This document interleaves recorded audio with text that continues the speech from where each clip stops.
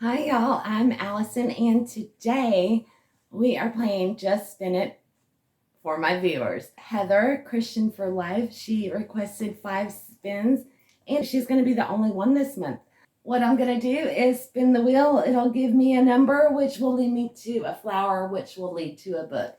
Heather asked for recommendations from my library, so I will be recommending books for her. Heather, be sure and leave down in the comments what books you end up going with because we really want to know, and be sure and come back next month and tell us how it went. So if anyone else would like to play along, I will have the information down below, so that way if you want to have some spins done for you in March, then just let me know and I will be more than happy to do it for you. It's fun and I don't have the pressure of having to read these books because my list is long enough.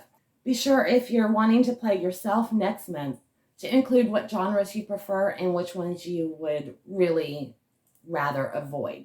So I do have Heather's preferences, and she does not like horror or nonfiction. So we're going to avoid those genres and see what I can find in my books that will line up with these.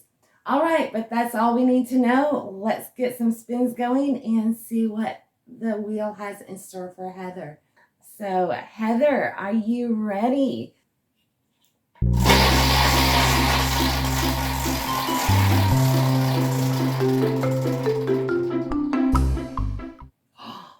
You got a star too. Okay. Hopefully you'll only get one. So we start with book 1, or number 1. And, oh no, Heather. We have to redraw and you get a +1. Plus you get up top. So, okay. Redraw just means that we take the first one out of here, and this is the prompt that you get for 1. Text only on cover. So, let me see what I've got with just text on the cover and no pictures or illustrations or anything. So this one might be a little tricky, especially avoiding nonfiction. This is a big trend in like the thriller genre. But we've got The Secret History. This is dark academia. I haven't read it. Under the influence of a charismatic professor, there's a group of clever, eccentric misfits at an elite New England college, and they discover a way of thinking and living outside of social norms. But when they go beyond the boundaries of normal morality, they slip gradually from obsession to corruption and betrayal, and eventually into evil. Or this one's really dark. I don't know if that would be up your alley or not. This one, I'm going to call it text only. It does have, underneath all of these freaking stickers. Okay, so it looks like this one might be a little on the darker side too. It's Tudor England. We've got King Henry VIII. He is wooing the rumored reformist Lady Catherine Parr, who he wants for his 6th wife. And then we've got Matthew Shardlake. He's working to defend a teenage boy who is a religious fanatic being held in the infamous Bedlam Hospital for the Insane. So when an old friend is murdered, Shardlake is led not only back to Bedlam, but back to Catherine Parr and the dark prophecies of the Book of Revelations. So I don't know if this is, I don't know. I know you like Christian fiction, so I don't know if this is going to be along those lines or if this is going to be offensive. I don't know. So Revelation, I am curious about this book. Oh, you know what? I also had this. The Picture of Dorian Gray. I'm going to call this text only because I have so few. Great classic. I highly enjoyed this one. Dorian doesn't want to grow old. He makes a deal to avoid it. And great short classic. So if you haven't read this one, or even if you have and you want to do it for a reread, I would call this one close enough to be in text only. So there we go. There's one that's, not iffy on your personal taste. I think this would be right up your alley. Okay, we got the star, so we got to spin up top now. Hopefully you'll get a good one. Are you ready?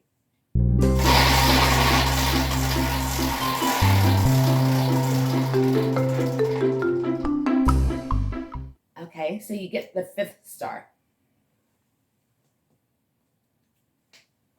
I hope it's nice to you. Oh no, Heather, I'm sorry. +1, you have to add an extra spin. Okay, so you are on, so you got +1 from the green, so that's 6 books. And you got +1 from the star, so that's 7 books. So let's replace our star. We're not going to look at this one.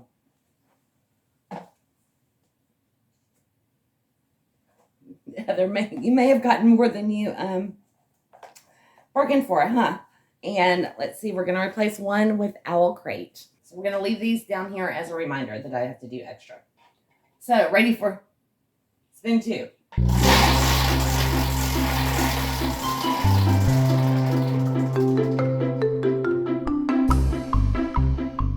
That is right in the middle, so we're going to go again.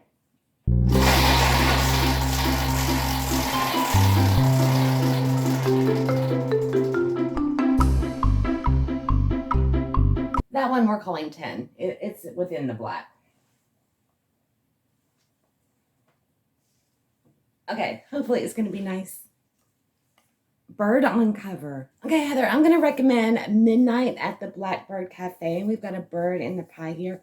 I just read this book recently, and I really enjoyed it. Yeah, we've got Anna Kate, who returns to a small town, I believe in Alabama, after her grandmother passes away, and under the terms of the will, she has to run the Blackbird Cafe for 3 months before the estate can be closed up.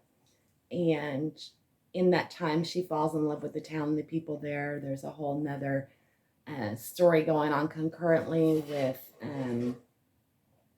her dad's side of the family that she didn't know, and she learns about them and friendships. Or it's a great book. It's a nice slow read, and it's highly enjoyable. I highly recommend this book. So, Midnight at the Blackbird Cafe by Heather Weber. Okay, and let's replace that with Ware. This is Alison Ware. She writes historical fiction, or not historical, she writes biographies, predominantly in the Tudor range. One of my favorite authors. Okay, and let's...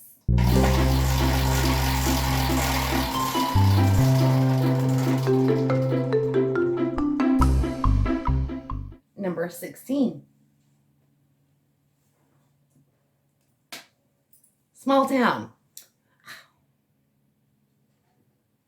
Midnight at the Blackbird Cafe would have worked perfectly for that. It is a small town. I am going to recommend With That Haunted House by Rose Pressey. This is a book that I have on my Nook, and we are following Alabama Hargrove. She's looking for her place in life. She's kind of klutzy, and she's tried a bunch of things, and this time she's decided to renovate houses. That's going to be her career. So she gets this old dilapidated house, and there is a murder mystery that happens. So this is a cozy mystery, cozy romance. You've got the sexy next door neighbor handyman and small town wife. All the gossip is where Alabama learns about what's going on and pieces everything together. I just love this.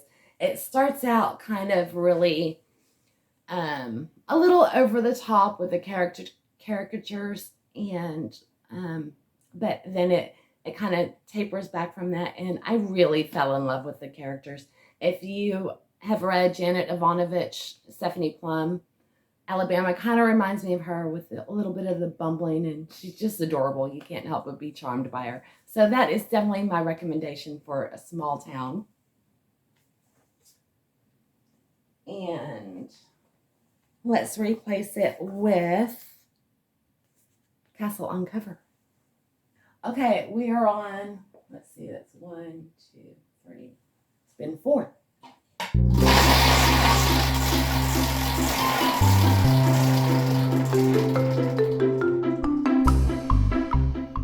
$17. Oh, got to replace 16, so that's going to be color and title. Okay, 17, ready? P&P fan fiction. So you like historical fictions? Hopefully you're a fan of Pride and Prejudice, or more specifically, the characters from Pride and Prejudice. Let me see. I have a ton of these. Let me see if I can find one of my favorites. For the Pride and Prejudice one, I'm going to go with one of my favorites.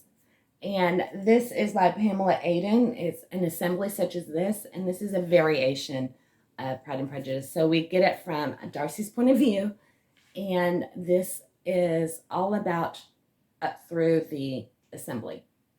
We get his hidden perspective, and also, this has more, it embellishes on like Caroline Bingley's pursuit of him and things that are going on from Darcy's side of the story, and I really enjoyed it. This is a trilogy, I will warn you. So if you decide to go with it, this does not take it all the way through to the end. Part 2 is Duty and Desire, and this covers what's happening with Darcy when he's not in the book, that time frame where they're separated. And then this is the conclusion. So they don't actually get together, surprise, until the end of it. So go into it knowing that. But I love this series. It's great. In fact, I hope to read it again soon. So alternatively, if you don't want to commit to a trilogy, I am going to recommend Mr. Darcy Came to Dinner. So this one, I just love it. The Bennets have a cat, Cassandra. Cassandra runs in front of Darcy's horse and spooks him. He's thrown from the horse, ends up injuring his leg, and he is stuck on the couch at the Bennet's house. And that's where the story goes from there, their courtship and everything. And I love this one. I love the cat aspect of it. So it's a light, funny read. So if you don't want to take on the trilogy, which I highly recommend, really love that one, then you might want to read Mr. Darcy Came to Dinner. So those are my suggestions for that. Epistolary. So anything written in a diary or letter format. Bin 5.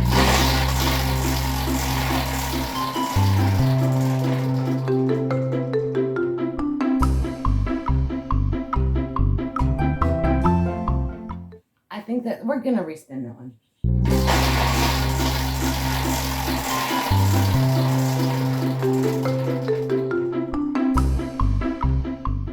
$19.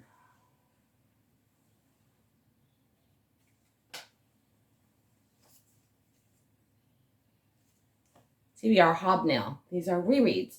So I'm just going to pick a book from my TBR jar for you. Of course, if you have your own TBR jar, then select one from yours. Good thing is, I have read all of these before. It's just been a very long time, so.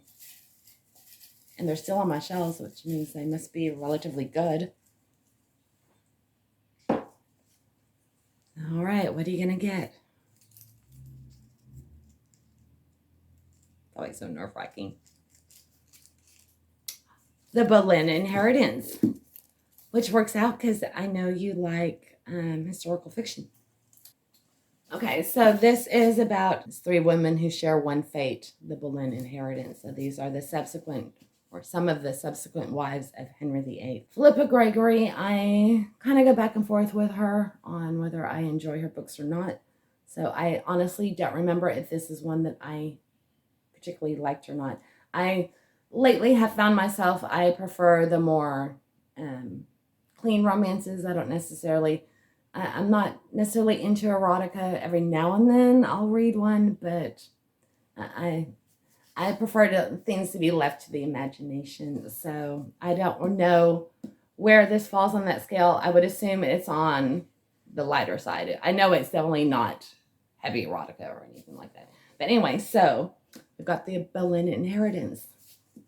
Okay, that would have been your last spin if the game just didn't start out saying, you want to read more. So let's get your bonus spins going. So we've got to do our extra one from our first spin.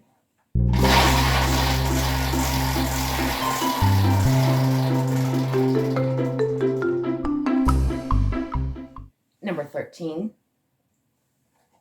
And again, I forgot to replace. So that's going to be a sci-fi. At number 13, my favorite number, by the way, is 4 or more colors on the cover. Okay, for this one, I think I'm going to go with Nefertiti. This is by Michelle Moran. Historical fiction about Nefertiti and her husband, Akhenaten, pharaohs in Egypt. And he decides that there should only be one god instead of multiple gods. And he moves the capital from Thebes out to the desert. And this is all about that time in Egypt. It's really fascinating. Also, they were the first to depict pharaohs or anyone as true to life. They got away from the stylized. So they were very important as far as the art movement in Egypt. I do have a review of this. I'll put a link up for you in case I can't remember what month it was. But really good book. Okay, so that gets your +1. And we've got blue, red, yellow, green, different shade of blue, black, all sorts of colors in this one. I have to replace number 13 with the TBR zebra. This must be in here a couple of times. Okay, so last spin. Are you ready, Heather?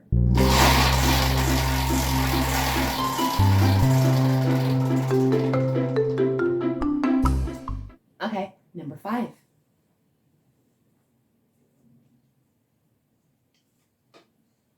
And we're going with Gifted. So a book that was gifted to you. With Christmas just not too far behind us. Hopefully you have something that has been gifted. Okay, here's some options.